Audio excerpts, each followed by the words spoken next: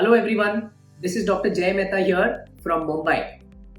In this video, we are going to try and answer a very peculiar question, and that is, can azoospermia be a temporary phenomenon?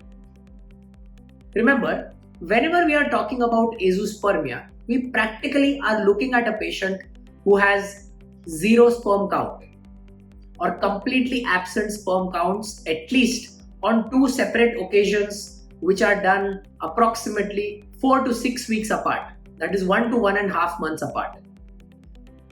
There are a lot many causes which can lead to azoospermia, and there is no question about that. But one question which every patient has is that, doctor, can we do something about this? And if I'm having azoospermia right now, does it mean that I'm going to have azoospermia for the rest of my life? Remember one thing, out of all the etiological factors which cause azoospermia, 2 or 3 factors are such which can cause azoospermia to occur on a temporary basis. So what does that mean? That means that as long as the pathology is existent, the patient has azoospermia. The minute you treat the pathology which is causing the azoospermia reverses and the patient starts developing sperm production which is visible in the semen analysis. So which are those conditions? These are usually going to be endocrinological conditions. For example, hyperprolactinemia, that means increased level of prolactin in the blood. This is something which can occur due to a lot many causes, but one of the cause can be a small lesion inside the brain, which is called as a pituitary lesion or a suprasellar lesion. In these situations, an MRI of the brain shows a pituitary macroadenoma or a microadenoma. This is responsible for the increased level of prolactin in the blood. If we treat the microadenoma, or if we treat the cause which is causing increased prolactin, that is hyperprolactinemia, and when hyperprolactinemia gets corrected, azoospermia reverses. It takes approximately 3 to 6 months for the azoospermia to reverse, and once reversed and if treated correctly, these are the couples who can even conceive naturally or by using simple techniques of assisted reproduction like IUI or intrauterine insemination. The other thing which usually leads to a temporary azoospermia is any form of a severe viral illness. Any form of an illness which causes so much fever that the patient needs to be admitted in the hospital for approximately 10 to 12 days, let's say a week to 14 days. These are the situations where the body goes in an acute stress reaction. And in these situations as well, one can have a temporary azoospermia phenomenon. When does this azoospermia occur in such situations?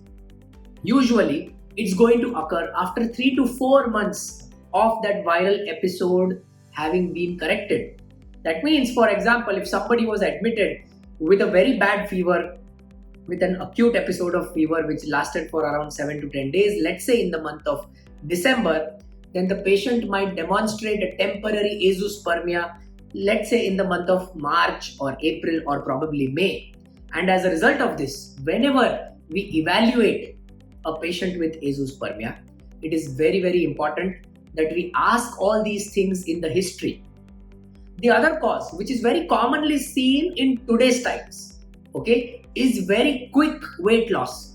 This also occurs due to weight loss which is happening following any form of gastric bypass surgeries, which we also called as bariatric surgeries. In these situations as well, due to a sudden shift of hormonal balance in the body, one may encounter a temporary azoospermia phenomenon which can last for approximately 5 to 7 months. And that is something which we need to be careful about as a treating doctor. And finally, there could be a technical cause which is causing azoospermia. That means the technique of obtaining the sperms has not been correct. Let's say the quantum which has been obtained is very limited. The male partner was not able to deliver a sufficient quantum of the semen sample in the hospital premises Due to whatever reason, the patient was not comfortable enough, the technique was not good enough, the sperm sample spilled out of the container. All these things can also give a false report of azoospermia. But usually, such false reports are never going to be repeated. That means, usually, such technical causes do not match up to the definition of azoospermia. It's just going to be a one-off report. The next report you do after, let's say, 2 weeks or 3 weeks or 4 weeks, and if the technique of collection is correct, it is going to give out as a normal value. In azoospermia, before I conclude, I would like to say one thing. All male patients who are detected with azoospermia should ideally try and go and see a reproductive specialist who is treating azoospermia in a good volume. And remember, most of these males, when treated correctly, despite having azoospermia, despite having zero sperm count, will have a good shot of getting a genetic child using their own sperms.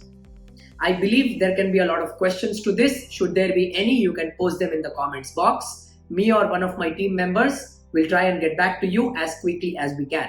Thank you so much.